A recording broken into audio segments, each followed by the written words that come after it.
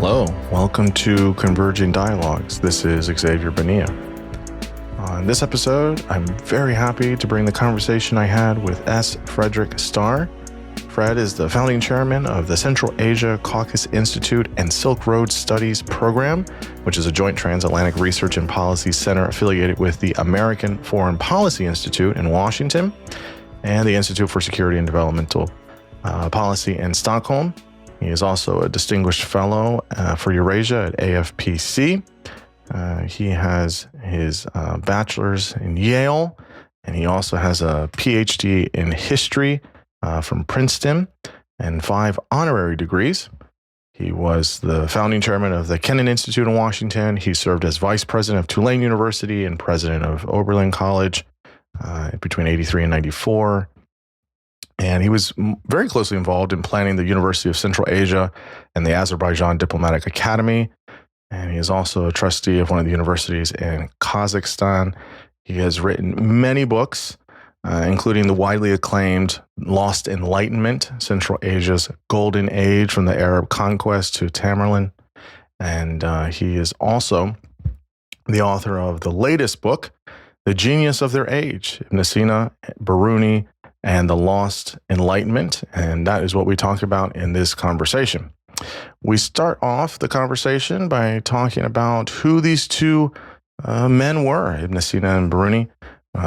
We talk about their time, their context, what their world looked like. Much of it takes place in the steppe and some of the Silk Roads. A lot of it's in modern day Uzbekistan and Kazakhstan and Azerbaijan.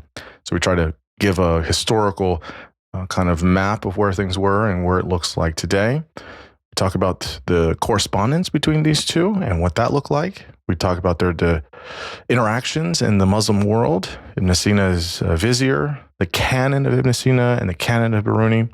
We talk about their work post-canon, how their works were preserved, the legacy of both of these thinkers, and many more topics.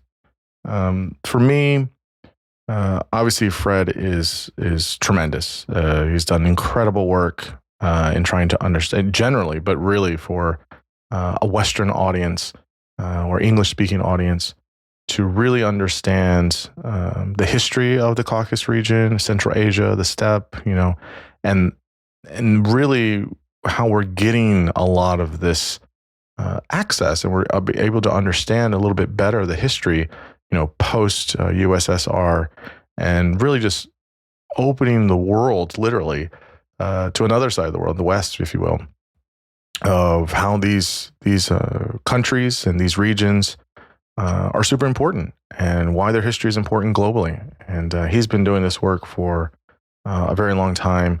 His book is absolutely fantastic. The one I mentioned previously, Lost Enlightenment, and the current one. So I highly, highly recommend both of those. As always, you can find this conversation and all other conversations at Converging Dialogues at Substack.com, also on YouTube. So get over there, like, subscribe, follow, tell your friends. Support Fred's work. He's a wonderful, wonderful man, super brilliant. So make sure you get his books. And now I bring you S. Frederick Starr.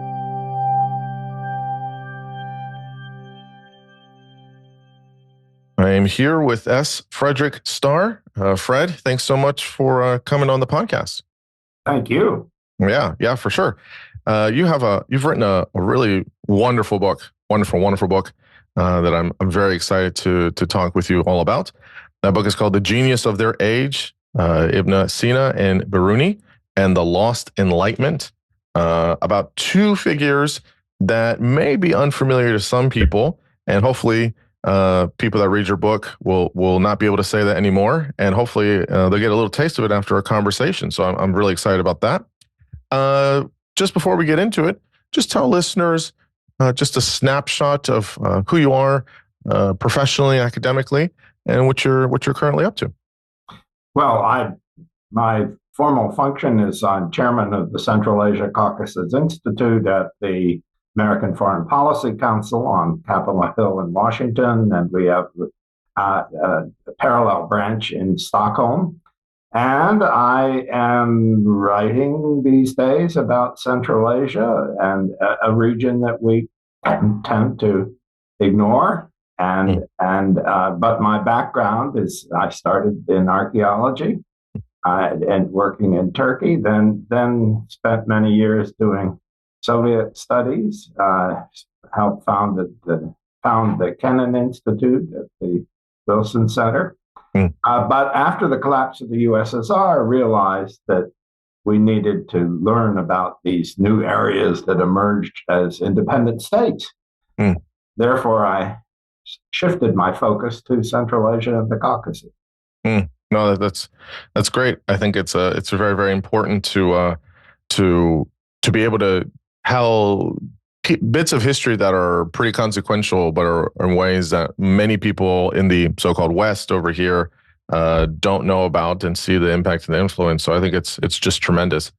So you have two figures, these two giants in the book, going to be pretty unknown to a lot of folks, although there are some listeners around the world that they'll be like, hey, I know these two people already. So that will be nice for folks that do know them. But for those that don't, tell us who these two giants are, why they've kind of been unknowns to the world, and what is it that makes both of them so tremendous? Well, giants is the right term. These were certified geniuses on a world level, past and present. Biruni was a they were both polymaths, I should say. They were interested in everything, and they felt that it was their duty to plunge into every field and define it. So Biruni his forte was mathematics. He was keen on astronomy in all its dimensions. In mathematics, he was all over the map. He invented and developed whole new areas of mathematics, but he was equally interested in geography. And of course, interestingly, he used his tools of mathematics to explore geography. And in his case, he measured the Earth. He measured it more accurately, its diameter, than anyone down to the 17th century, using simple tools that he himself made. So that's Biruni. And he was also, by the way, a pioneer in anthropology and cultural studies. And he was a polymath. That's the right term. The other polymath was Ibn Sina. Now, he happens to be much better known for two reasons. First is he wrote a huge 5-volume. I mean, it's a big block. In modern editions, it covers a big shelf on medicine. And he did this 1,000 years ago, and he covered every area of medicine that he could conceive of, and that 5 volumes became the standard book of medicine throughout the world, from Europe through to India, for 600 years. So that made him far better known than Biruni. On the other hand, he also wrote a lot in science and also theology and metaphysics. And St. Thomas Aquinas read him with great interest, cited him, respected him. So these were both very big fish by any world measure. I wrote about him not just because they were two giants, but because they were exact contemporaries, knew each other, and absolutely despised each other. And it seemed to me, this is interesting. How did this happen? And how did each of them arise? Where did they come from? And why the conflict? Why the tension? And that is the subject of the book. Yeah, no, that's great. Yeah, you have these two big polymaths, these brilliant thinkers, and if they're contemporaries, and why would it be that there's some negative interaction at least? So we'll talk about that.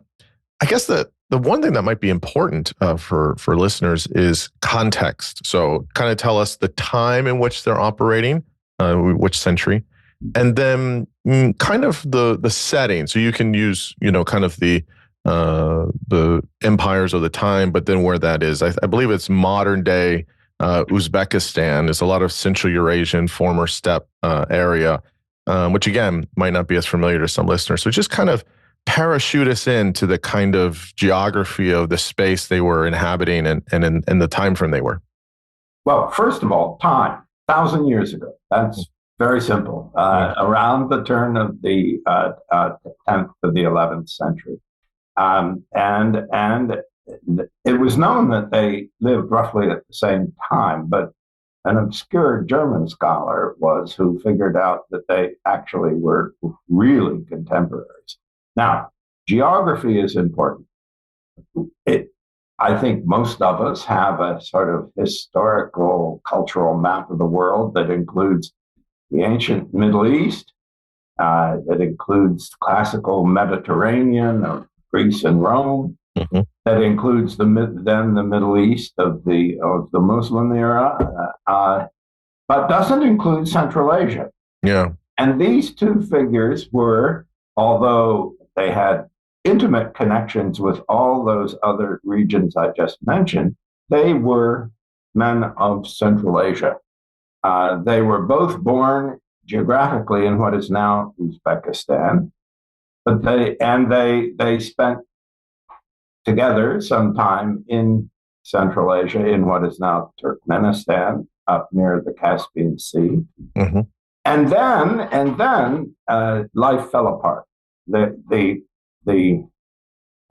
place where they were living, in the middle of nowhere today, but then a great trading metropolis, was attacked by a very sinister figure, Mahmud of Ghazni. Ghazi's in Afghanistan. Well, he utterly obliterated the place. Ibn Sina fled. He ended up spending most of the rest of his life in what is now Iran. And Biruni was captured by this Mahmud of Ghazni and hauled him off to Afghanistan, where he spent the rest of some 30-some years, the rest of his life. So that's the geography: Afghanistan, Uzbekistan, Turkmenistan, Iran. It's not the Middle East. It's not the Mediterranean. It's Central Asia. Yeah, that's very important to note. I feel some people kind of forget that some of these Central Eurasian countries are there, and they have a deep, rich history, even before it was part of the Soviet Union and all of that. So where does let me say this right? Is it Khwarazm? Is this kind of region? Now this is to me particularly fascinating. Khwarezm, or Khwarazm, is it properly, is today western part of Uzbekistan, the northeastern part of Turkmenistan. It is that we know it because of the Aral Sea, that sea that's drying up. There is one great river of Central Asia, the Amu Darya, which was the Greeks called the Oxus, and it went from what is now Afghanistan, and Uzbekistan, Tajikistan, went through the whole region and ended up in the Aral Sea. And the Aral Sea was connected to the Caspian. Now, what that meant was that the pointed connection between the Aral Sea, the Oxus River, the Aral Sea, and the Caspian became a hugely important trading region. And it's called Khwarezm. And this is where Biruni was from, and the two of them then, for curious reasons, ended up spending 7 years in the same city in Khwarezm. So this is why do I dwell on Khwarezm? This was a huge entrepot. This is where east, west, north, south met. You think of the Silk Road, that's silk being hauled from China. No, the Silk Road above all was a connection to India. And up in Khwarezm, western Uzbekistan today, you will find ancient remains with paintings on the walls that could have come from India. and it's astonishing. So they were in that region. They were in touch with everybody. Wow. There were Christians, Muslims, Buddhists, you name it. They were all there together, and it was a very yeasty environment because of the trade. Yeah, it's so fascinating how, again, I didn't learn about any of this when I was in even in undergrad taking my world civilization class. It's so interesting how there's these pockets of places around the world that were so tremendous, so influential, different ethnic groups, different civilizations in some ways. And again, trade seems to be like the very important thing here. So I want to ask about these two individuals, their upbringing, and how it was a little bit different. So you say for Biruni, he was an orphan. Ibn Sina is born into wealth, and they're both trained and brought up with some education. They studied Aristotle, but just talk about their training and how they eventually get to medicine. They get to mathematics. What was their training like, and how their upbringing was maybe a little different at first? Well, these were both sons of privilege, no question about it. As you correctly pointed out, Ibn Sina, his father was a very successful civil servant who had very independent religious ideas, by the way. But he had enough money to raise his boys to expose them to everything. He made sure they knew languages. He made sure they knew law, medicine, you name it. He was extremely intense father in that sense. So Ibn Sina, you can say he was spoiled. He benefited from absolutely. In Bukhara, he lived in Bukhara, now in Uzbekistan. That's where he was born. And you could say that he absorbed absolutely the best knowledge that was available in that great city. Now, Biruni is a little different. Yes, he was an orphan. We don't know his background, but somehow he got adopted by what we would call a sort of Grand Duke of the local dynasty. And this Grand Duke, if you can call him that, he was a major scientist, mathematician, astronomy, and so on. He raised the kid and imparted to him all his knowledge and put him in touch with everyone. So you have to say these were two very fortunate people. Why were they fortunate? Because they lived in a place at a time where there was money, yes, definitely. But the money was connected to culture. It's connected to science, to learning in every dimension, theology, philosophy, metaphysics, you name it.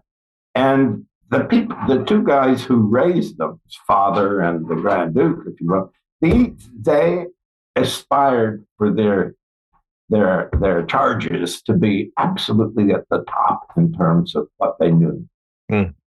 Yeah, so it sounds like they really were getting a lot of things poured into them from an early age, right? That's right. Poured into them. It's a good way to put it. You're getting money, you're getting access, you're getting a lot of, encouragement, all of these things. And obviously, training, education is good, but it's, you also have to kind of have the intellect and, the kind of mental understanding of being able to kind of push for these things. So, but certainly, I think in reading the book, it was like, yeah, these two had it okay in the beginning. They had it okay, but yeah. You really have to give the folks who raised them credit because they lived in wealthy times in wealthy places, and yet they focused on hardcore studies. And this is something. Over 1,000 years, you look at that and say, wow, that's impressive. Yeah, I think it's one of those things where at the time, if I think about the 10th or 11th century and what was going on in many parts of the world, they really had a drive and dedication for many of these things that, it's insane how, you're talking about that kind of, that big block of, like an encyclopedia, if you will, on medicine and how that was used for so many years, which is incredible to think about. You mentioned drive. Yeah.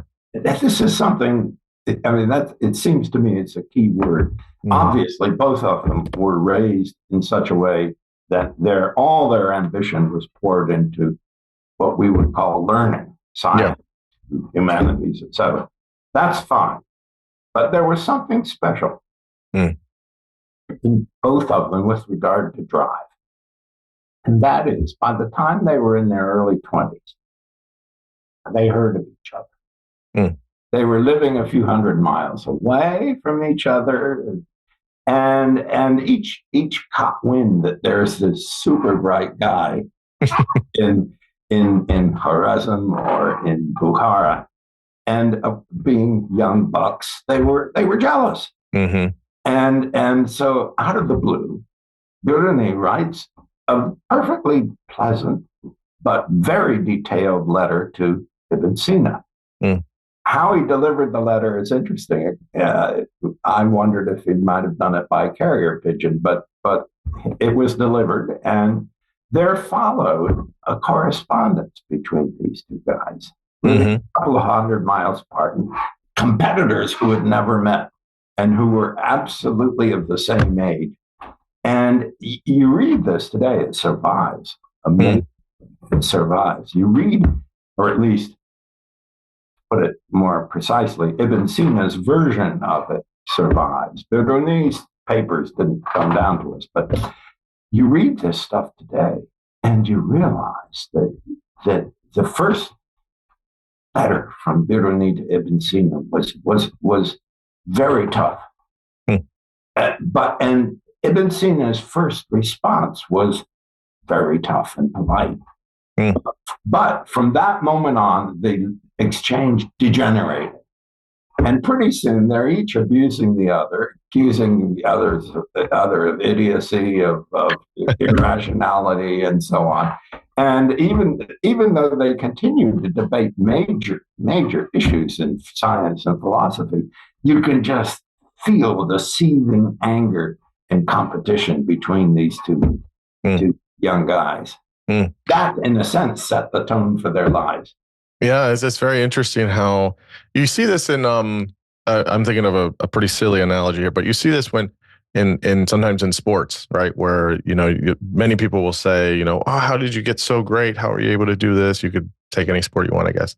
And somebody usually it's a well, there was the guy next to me or the guy coming up right behind me that kept pushing me to be even better and to try and if I was just by myself, maybe I just kind of maybe tinker around with this, or maybe I'd be okay. But and it seems like this is the case here in this exchange with them. You talk about this correspondence in the book, and I guess the question is, what were they, aside from the kind of the personal kinds of slights, I guess, what were they mostly discussing in this correspondence? You mentioned that they were talking a lot about Aristotle. There's a lot of thinking about stars and planets and galaxies, using logic, using observation. Tell us the kind of the content and the tenor of what they were kind of arguing about in their correspondence at the time. You were right to mention Aristotle for good reason. Why? Well, Aristotle was a genius of geniuses. Yeah. And he aspired to bring all knowledge under a single system. And he succeeded more fully at that than anyone in the ancient world. So Aristotle had just recently, within the last few generations, been translated into Arabic. Who did the translation? Obviously Arabs, mainly Syrian Christians. They were fortunate to know both the classical language and classical Greek and Arabic. They knew the Greek because of the Christian content of the Bible, but they also knew Arabic because that was their native language. So they translated, as did some Muslims working in Baghdad and elsewhere, translated Aristotle into Arabic, and this hit a few generations before Ibn Sina and Biruni, but it hit like a bomb. Everyone had to reckon with this. Okay, what's the meaning of all this for us? Yeah. And in this period, by the way, Aristotle was not forgotten, but he certainly receded far into the background in Europe. So here are these two young guys off in the middle of nowhere reading Aristotle with absolute, beady eyes, and then arguing over what does he mean, and is he always right, or did he leave some windows still open? And this was what they fought over. Generally, Ibn Sina was the pro-Aristotle guy, and Biruni was the questioner.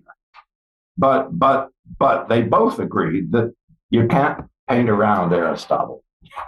And this provided the perfect setting for them to define themselves with respect to the other. It's interesting how this figure from so long ago in ancient Greece is somebody that's still pushing and pulling with people's different ideas, which is fascinating. I can interrupt us briefly. What I got from the study of these two and their contemporaries, I wrote about them in an earlier book called Lost Enlightenment, about the golden age of Central Asia. What you get is a profound respect for what ancient Greek learning achieved. My gosh, they were formidable, and you could define the fate of learning up until the Renaissance in terms of the fate of the classical Greek writers. Who was known, who wasn't known, who was translated, who wasn't translated. And these two guys, Biruni and Ibn Sina, inconceivable that they would have achieved their greatness without a big nudge from classical Greece. Let me ask a question on this. There's sometimes people in a more modern context will say, well, we don't hear enough about contributions from other people in other parts of the world at different times. We only hear about the Greeks and maybe the Romans, and then we get to the Renaissance or we get to the Enlightenment. And what about folks from Arabia, or folks from Iran, or folks from different parts of the world? And I mean, we'll obviously talk about these two guys, their contributions on their own right. But it does seem that at many points, maybe not for everybody, but at many points, a lot of these people in the 7th, 8th, 9th, 10th century were interacting with the Greeks. I mean, it's not like it's a one or the other kind of the thing. It is important to see the kind of holistic view of people were interacting with different ideas throughout time, wherever they came from. I mean, what do you think about this? I think you really hit a absolutely major theme, and that is how ideas survive, travel, interact, and in both of cases of Ibn Sina and Biruni, we can absolutely directly name the source, and that is trade. Trade carried not just goods, but ideas. And these ideas, again, the whole concept of the Silk Road suggests a sort of passive region through which Chinese were carting silk to Europe.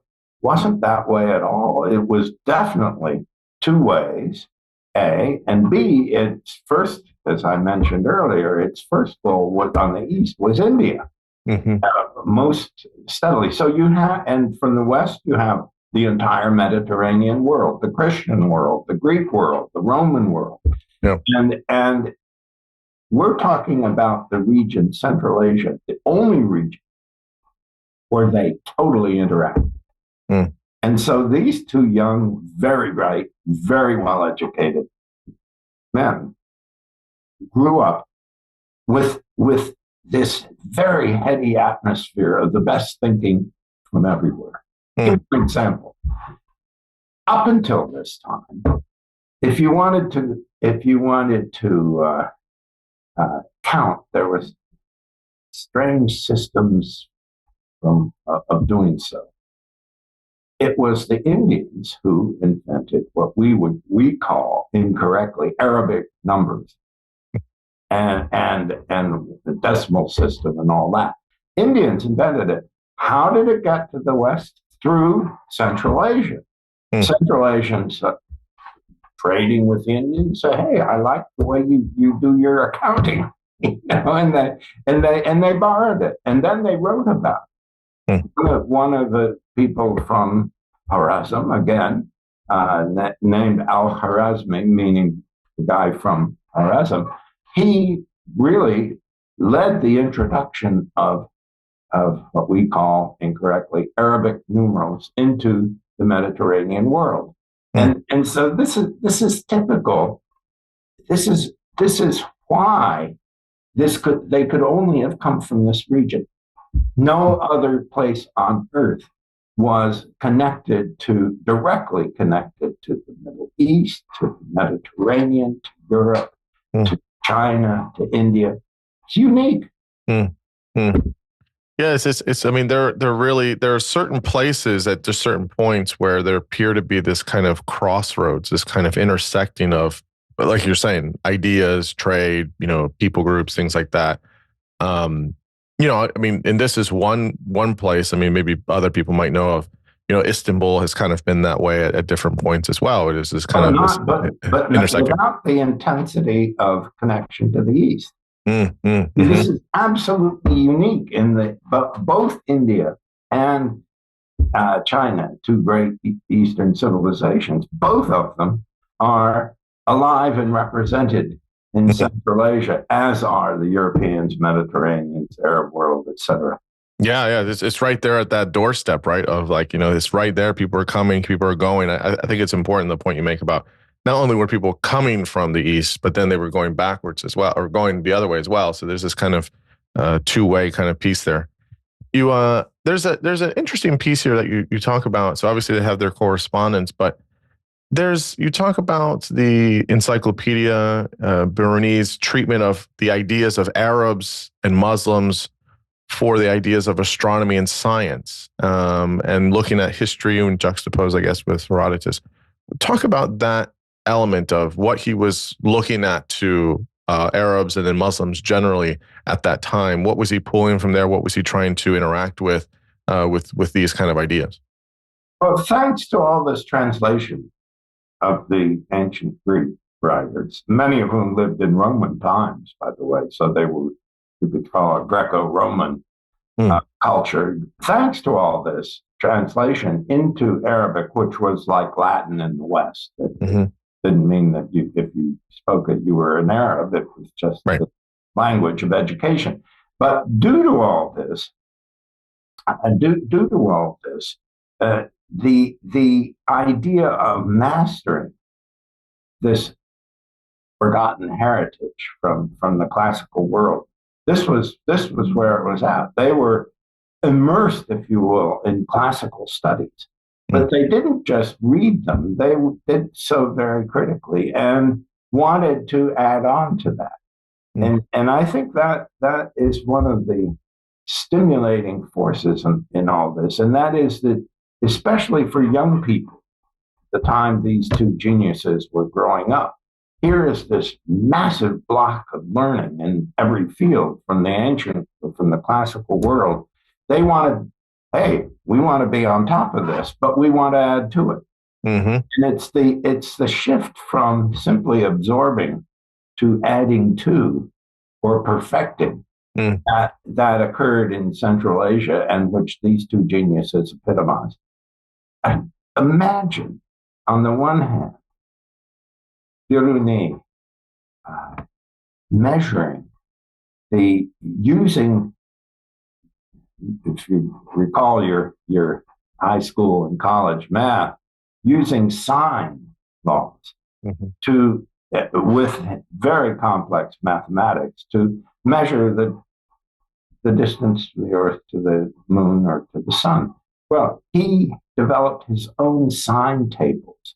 These came from India, by the way, not from the ancient Middle East. he worked all this stuff out, and I mean, and he invented, for example, in another area, specific gravity.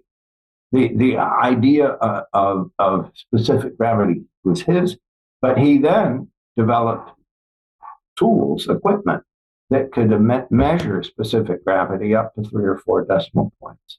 I mean, it's the level of intensity that these two guys achieved, which amazes me. Ibn Sina, similarly. I mean, okay, he's looking for a gig, if you will. He wants to decide how is he going to make his way in the world, and he could go in 5 fields, and he did, but he decided to really to make his name in medicine. Sits down and writes these 5 enormous volumes. Yeah. This is a level of intensity that this environment created. It was unique, but these two people each epitomized it, and that's why they're of importance today. But I'd add a further element. We think of all our friends who are researchers or scientists or techies, they're all thinking, well, we're going to have this grant, this organization I work with, and has this big foundation grant or government contract or Lord knows what, some corporation. Mm-hmm. They're fat and happy. By comparison, these two guys who started life so, on a silver platter, if you will, these two guys you couldn't imagine more difficult lives. They from their mid-30s on, both of them absolutely were under the gun. At one point or another, each of them was condemned to be beheaded. Mm-hmm. Can you imagine that? And they were always chasing patronage. They were always finding security because there were wars buzzing around them. And yet they did what they did. They kept their eye on the ball. This, it seems to me, as we look at our very spoiled scientists and people of learning today with all their grants and contracts and tenure and blah, blah, blah. These guys had none of that. And yet, look what they did.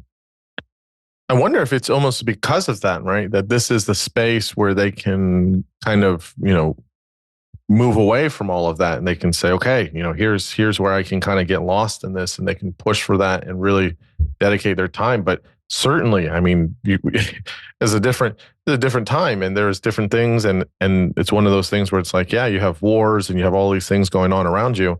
You have a tough place to live in some regards. That's not going to make the best environment. No one's sitting in like some really, quiet study and just, contemplating, maybe there were moments of that, but there's this space of like, real hardship in a lot of ways. I mean, living in the 11th century wasn't probably easy in a lot of ways for what we are used to today. And there's this interesting point in the book where you talk about, I think it's in 1004, 1005 this year, of, where for 7 years, they both lived in the same city, right?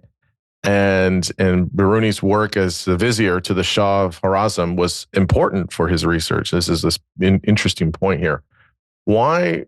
Tell me about these 7 years and how he was the vizier, and you can explain that to listeners what that is. But tell us about this kind of period. This is really interesting. Well, as we discussed at the beginning, Biruni was from Khwarazm, now Western Uzbekistan. Well, the city he grew up in had disappeared because it was washed out by the Amudarya River, which flows into the Aral Sea, et cetera, et cetera. And therefore, the power center of the region shifted to a new city, which is called Konya Urgench today, and it's in the north of Turkmenistan. And a new dynasty grew up there, and very briefly, it was only 20 years or so, very briefly, this dynasty at Kunya Urgench in forgotten corner of Turkmenistan was arguably the intellectual center of the world because the local ruler attracted talent.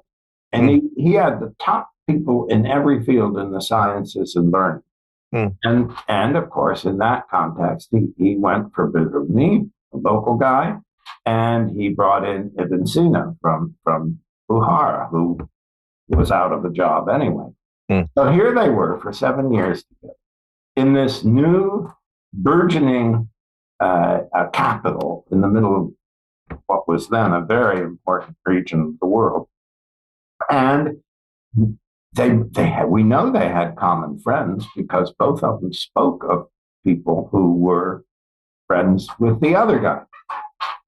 There's not a speck of information that confirms that they ever interacted directly. Now, this is not, they were not living, in the middle of some world megacity today where they could easily ignore each other. No, this was a new city of a few tens of thousands of people, which was very rich, but it had one court at the center. And these two guys both were there because of that court and were obviously interacting on a daily basis. They clearly, this defined each of them against the other. And then they went out and pursued their separate ways. It's so interesting. Yeah, their dynamic together is really, really interesting. So okay, but tell me about the vizier piece of it, about him being for the Shah of Khorasan. What was that? Here's a young guy who's competent at everything, and he is working as a sort of, not working, he is being a kind of prize horse in the stable of a new and very ambitious ruler. Well, that ambitious ruler dies, and his son takes over. The son isn't as confident as the old man, and there is down in Afghanistan a new power rising under Mahmud of Ghazni, and Mahmud has a heck of an army. I mean, really big army. He has hundreds of war elephants. That's this is the atomic threat. And because of mishandling and because of Mahmud's sheer ambition, Mahmud not only conquered Samarkand, Bukhara, which is why Ibn Sina ended up going up to Khorasan, but Mahmud attacked Khorasan itself, and the ruler, insecure, very pleasant guy, very bright, very cultivated person, didn't know what to do. He turned to Biruni. He's like, you know everything. You're good at everything. Why don't you be my prime minister? Well, this produced no good results. Indeed, Mahmud conquered the place. He took the entire regime, put them out in the central square, and had them crushed by war elephants. And he took Biruni back to Afghanistan with him as a prize packed cow. This is a trophy of war, and set him up actually so that he could do his work in Afghanistan. But it was purely for his ego, for Mahmud's ego, that he kidnapped basically Biruni. But that was the end of Biruni's public life. He never again took any office. Ibn Sina, by contrast, he decided that, hey, that's the way to go. And he, for the rest of his life, as he was moving from one city to another in what is now Turkmenistan and in Iran, as he moved from one city to the other, in every place they hired him to be a prime minister. And so all his philosophizing, all his science, all his medicine was done in what, if you will, in the night shift. That's incredible. Wow. Again, this goes back to the earlier point you were making about how, these men didn't have easy lives, and you basically get taken hostage under this other ruler, and you're still, burning the midnight oils over here, trying to, still do work. He wrote this canon as well, Biruni, right? He wrote a big piece as well. Canon too. But interesting, and this is we're at point zero here. Each of them writes a canon. This is a Greek term that found its way into Arabic. And in the case of Ibn Sina, his canon of medicine, 5 volumes, right? His goal was to get it all together in one place. His assumption was that, yes, that's possible. And he produced something which, on the one hand, is very accessible, very well written, very clear. And on the other hand, it's a closed system. He answered all the questions, if you will. Now, Birunis' canon is totally different in character. And by the way, there's still not a really good English edition of it, but that's another matter. Birunis' canon is basically work in progress. He deals on all sorts of issues, basic issues of science, mathematics, astronomy, et cetera, basic issues, so many of which are not resolved.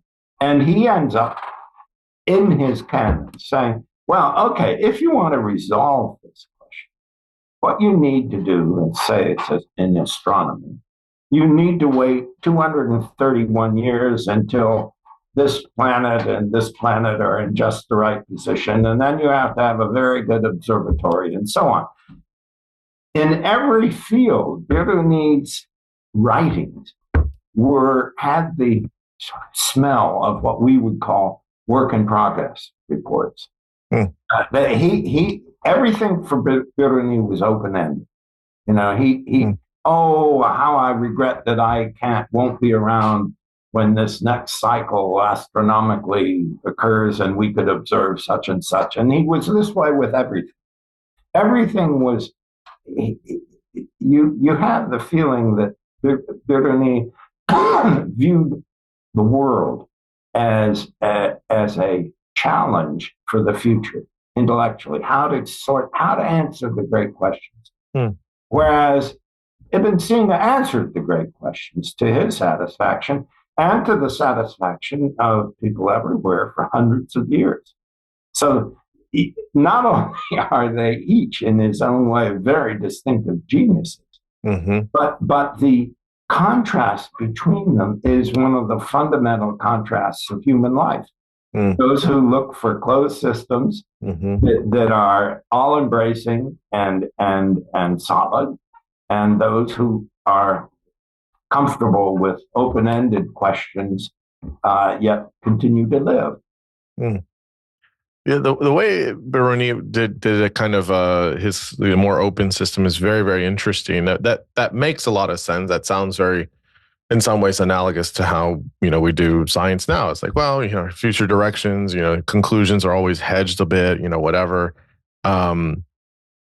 I guess I'm interested. Ibn Sina that's a wild, like, this is completely ambitious. Like, you write these big volumes, but as you talk about in the book, he focused on like so many different things: anatomy, psychology, preventative medicine, health, all these therapeutic procedures, even pain relief. And that was the standard for medicine for hundreds of years. I mean, how does that, how can you say that and have it so somewhat authoritatively? Like, was he just like legitimately a genius? Like, was he really intelligent? Like, I mean, I don't even know half the stuff I know in my own field, right? There's no way I would write a big like volume of all these things to say definitively. How did he know all this? How did that happen? But I think there's a very simple answer, one word answer: Aristotle. Okay. Each of them studied Aristotle very carefully, but drew fundamentally different conclusions. Biruni said he watched Aristotle's method, and he said there's something in this method that is worth pursuing. He respected Aristotle's conclusions, but was quick to use Aristotle's own methods and the methods of mathematics and other fields to go into uncharted territory. Ibn Sina, by contrast, looked at Aristotle's system and he said, wow, he brought it all under one roof. And his goal was not just limited to medicine. I think medicine he did with his left hand. It was easy for him. He didn't consider it that serious. But he then went into every other field and wrote up what he considered the definitive answers. Each of them was being the new Aristotle, but each of them found a different Aristotle to emulate. One was process-oriented, the other was conclusion-oriented. That's so fascinating to see it that way. I mean, the way you explain it makes a lot of sense. I guess the one piece I have here is obviously they take Aristotle as the model, and then they do way more of sorts, and they have their specific contributions. I mean, I guess without getting into too much detail, I guess, but for people that listen, they say, okay, I've read Aristotle too. Yeah, I've read his stuff. Like, yeah, he's got some hits. Okay, Aristotle's cool. What did these guys contribute? Right? Are they just like kind of regurgitating, or just kind of a whatever Aristotle? Like, what is the like specific things for either one of these guys? Maybe just one or two examples of like nobody had thought about this before these two men wrote this down. And how, build off of Aristotle's, his model or his heuristic or whatever. But what did they contribute? Maybe Ibn Sina is a good example for medicine or something, but what did they specifically, where people for 500 years were like, yeah, this guy wrote down this 5-volume canon of medicine and we still use that? What were some specific examples of their specific contribution? Well, let me start with Ibn Sina. He was interested far more than he was interested in medicine. He was interested in the primal causes of everything. And when he turned to Aristotle, his great concerns were with where does our universe come from? Yeah, how did it come to be? What was there before? Was there something before our universe? Are there other worlds parallel to ours but different? These are mega questions, and they absolutely engaged Ibn Sina.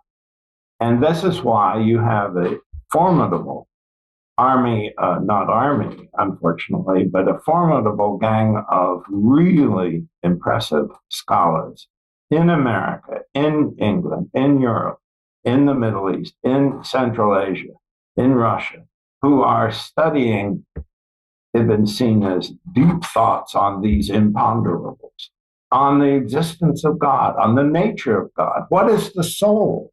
Ibn Sina defined the soul as consciousness. And he went on at great length in his last huge comprehensive encyclopedic work. He went on at great length about whether animals have souls and what is the evidence pro and con and so on. This is typical of his approach. Now, Biruni, by contrast, he had a wonderful nose for the weakness of argument and argumentation, not only with Aristotle, but Ptolemy and other great ancient thinkers.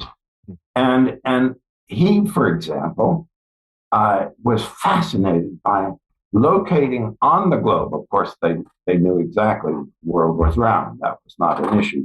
But locating exactly on the globe, all known points. Where is your city? Where is your city? What's the latitude? What's the longitude?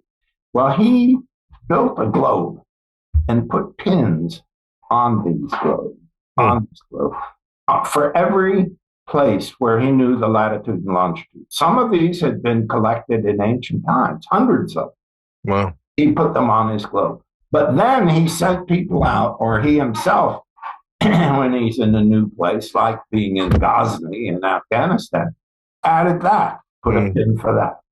Then this is typical Biruni. It's not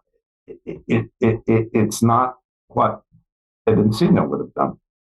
Biruni then asks, well, now wait, the westernmost pin is over here near the Hebrides, let's say.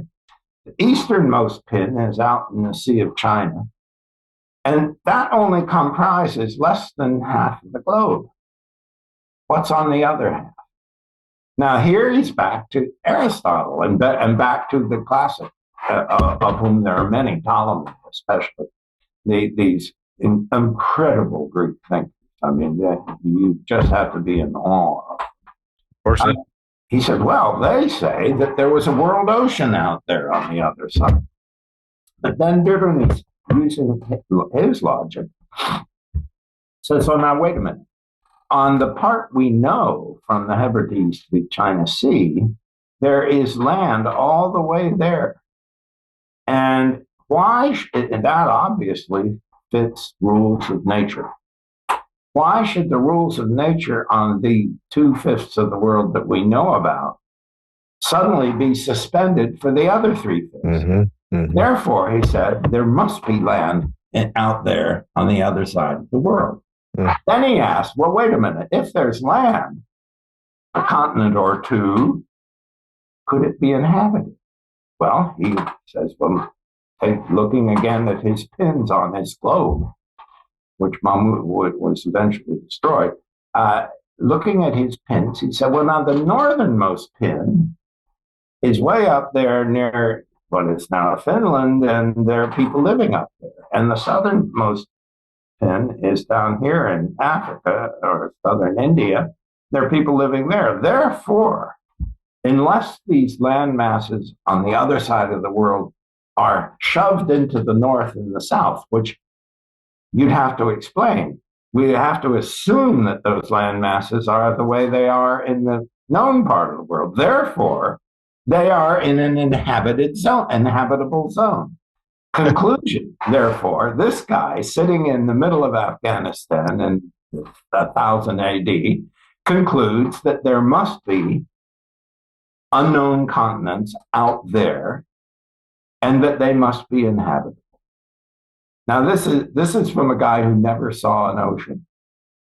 That's so incredible to me. Like the way you describe it, the way you lay it out, that he's doing this in the late 10th century, early 11th century, never seen an ocean, blows my mind. That blows my mind. They were, each of them in his way was, I mean, you just sit back in awe. Yeah. I doubt I think Ibn Sina was very social. He had a very active sex life. We know that. It's very well documented. He was hooping it up. He had a good time. Biruni was exactly the opposite. He was, I think, a rather dour personality. But each of them, from their point of commonality as young men to the end of their lives, and they both were to the end of their lives, each of them just never, they were relentless. They never let up. No retirement for these guys. That's the other thing. And so you make these big, kind of scholarly works, these big volumes of stuff, and then you get the next movie or the next album or the next book or the next, there's no sophomore slump here. They just keep churning them out or they at least keep working until their death, which is just incredible. And the last words that we have from Ibn Sina, the last phase of his life, suggests that he was opening his mind to some very, very radically different ways of thinking than he had pursued for most of his career. And that was at the very end of his life, when he was, by the way, running around with the vizier's army. But he was still going in new directions. Wow. In the case of Biruni, it's amazing. We know that when he was dying, he was visited by an old friend of his, what we now know as Helmand in southern Afghanistan, very sophisticated guy, and Biruni's on his death. And this old friend visits him, and the old friend is an expert on some obscure area of law. And Biruni is barely alive, starts quizzing him on the details of law. And his friend says, Biruni, hey, you're dying. What in the world are you quizzing me on these details of law? Biruni says, wouldn't it be better for me to die knowing the answer than not knowing the answer? So these were astonishing human beings, both of them. Yeah.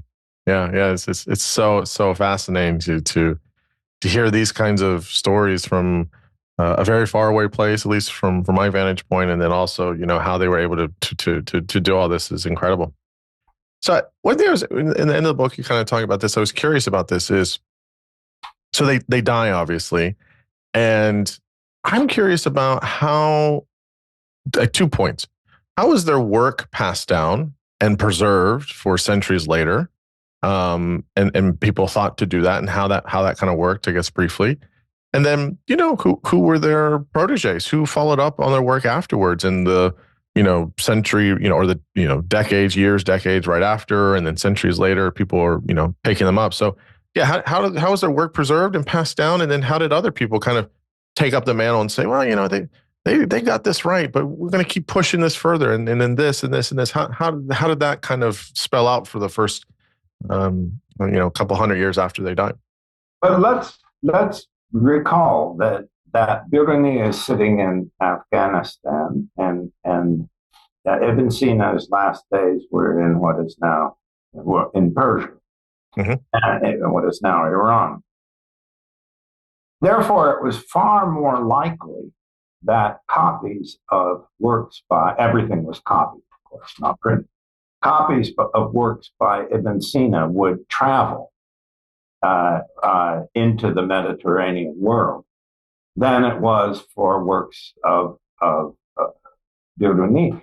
And also because Mahmud of Ghazni, even though he had an extraordinarily rich and powerful state, was not a trading state. Therefore, there weren't the caravans of camels running in and out that you could throw some manuscripts on. So that gave Ibn Sina an initial advantage. Then they both suffered from the fact that when the Mongols came through, whole libraries were obliterated, burned, destroyed. Yeah. And we know, for example, that at one library in what is now Turkmenistan and Merv, that the Mongols destroyed a collection that included piles of works by Birunis. And by the way, of the total of both of them, we don't have probably more than a fifth of what they wrote. So imagine what my book would have been about these two geniuses had we had a 4/5 of what they wrote. Okay. Then, however, Ibn Sina's work, because he was so interested in issues of philosophy, and we would call it theology, attracted far more attention. The medicine, of course, brought his name everywhere.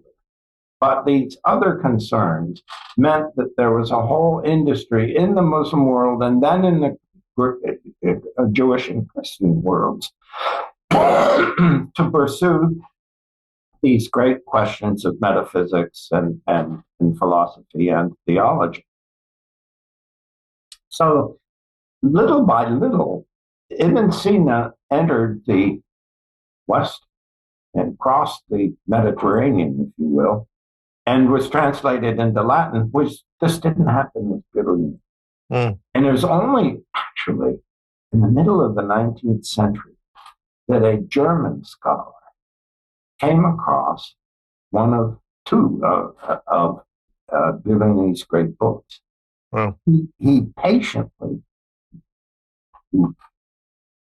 wrote out versions in classical Arabic, corrected versions. Then he translated these versions into German. Then he translated them again into English. And this effort actually put Biruni back on the map. And ever since, his art has been ascending. Wow. That's quite a feat to do. That's three languages. It's a very interesting question. To what extent did Biruni's understandings of astronomy did they penetrate to Europe? And we're talking about Galileo, and we're talking about different Copernicus and so on. This is involves very technical issues, but interestingly, a scholar, again, this all depends on reading works by scholars in very obscure places that you suspect no one else is reading. But a European scholar went through Copernicus's work and discovered that some key ideas of his that created the Copernican universe, if you will, that is based around the sun, the key ideas of his had come from a 14th century Middle Eastern astronomer. And this scholar proved that that Copernicus had used this book because he included some engravings from the 14th century book in his own, and you could, the way his numbering system for these, he simply didn't change from the original. So this proved that Copernicus was reading this medieval Arabic scholar, astronomer. That astronomer actually was Persian by ethnicity. That scholar was in turn a direct and proud heir of Biruni. Oh. So this is, it's very, very finicky stuff. It's not stuff that you can just walk into. You have to dig out all these details. But what it shows is that Biruni's footprints were carried far beyond his name. Yeah, I mean, well, that's the thing, right? That's true legacy, right? Yeah, that's the real thing. That's the real thing right there. So the last question I have for you is, if really is about their legacy of both these men. But one of the things I'm curious about is if people get out there and they pick up your great book, what are kind of the main things, the one or two things or whatever it might be that you want people to walk away with to say, yeah, you got the essence of what I was trying to say. What is that kind of what are those one or two big things that you want people to kind of walk away with? Achievement in the face of grave challenges. The virtues of tenacity. These guys just stuck with it. Aiming high. It starts with their education. You couldn't have started these guys. Biruni or Ibn Sina wouldn't have become what they became had their education began in college. They were, from the earliest days, they were the beneficiaries of wonderful education. And finally, I think they both set an example of what individuals, great minds, are able to achieve in the worst of times. Mm. And instead of moaning about our fate, oh gosh, this grant didn't come through or stuff like that, we should just get on with it, figure out how to do it. They did. Mm. Mm. Mm. Yeah. At the risk of their lives. Mm-hmm. Well, I think that's absolutely right. I think, one of the things that I try to tell folks sometimes is, yes, we can acknowledge our suffering and our ills and things in the world. And some people have it worse or better or whatever. It's all relative in some ways. But I think it's more of what you do with it, right? How do you say, okay, how do I, kind of go through whatever I'm going through, and how you still persevere. You still have a drive to say, I want to, do this, or, that you're contributing. And I think just looking at the perils of the world's always going to be, negative in some ways. But it's more of how are we, shaping and moving things. Let me give an example. Yeah, please. From each of their lives. Yeah.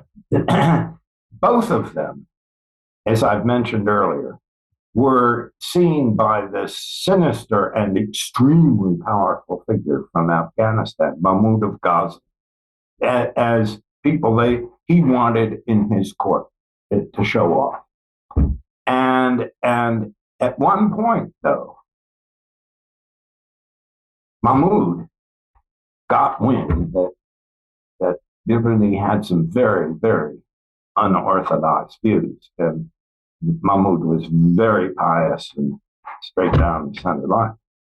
And so Biruni was condemned to be beheaded. And by some process that we don't know, he ended up being sent instead to a period of exile right across the border into Pakistan.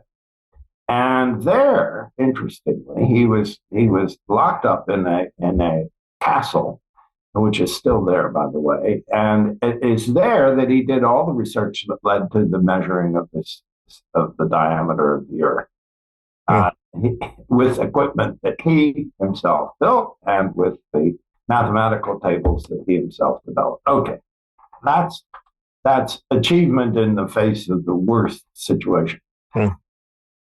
Ibn Sina, the same. Mahmud hounded him. He missed him the first time when he successfully captured Biruni. He missed him. But over the years, he persisted on this. And at one point, he sent an army into Persia and attacked the city where where Ibn Sina was working and where he was serving as a vizier, as a prime minister. They managed his army to seize Ibn Sina's library, piles of books, some of which presumably ended up back in Ghazni. By a hairbreadth, they missed capturing Ibn Sina himself. My point is, these guys were living on the edge, on the precipice, their whole lives. Once they left this nice, comfortable place in Western Uzbekistan, or in northern Turkmenistan, once they left there, where they'd been together for 7 years, both of their lives were continually under the gun. Yet, look what they did. Yeah. No, I mean that's it right there. And I think that's another part of all the things they wrote was great legacy there, but also the way they lived life was great as well. Fred, this was such a wonderful conversation. I was really, really enthused in reading your book and talking with you all about it. You have such a great way of explaining and really bringing them to life. So I'm super happy with the conversation, and I just can't say enough thanks for you for coming on and talking to me. Thank you. It's great fun, and it's an honor for me to have found such a conscientious and open-minded reader. Yeah, no. I mean, listen. I mean, it's this stuff's important. So, big thanks.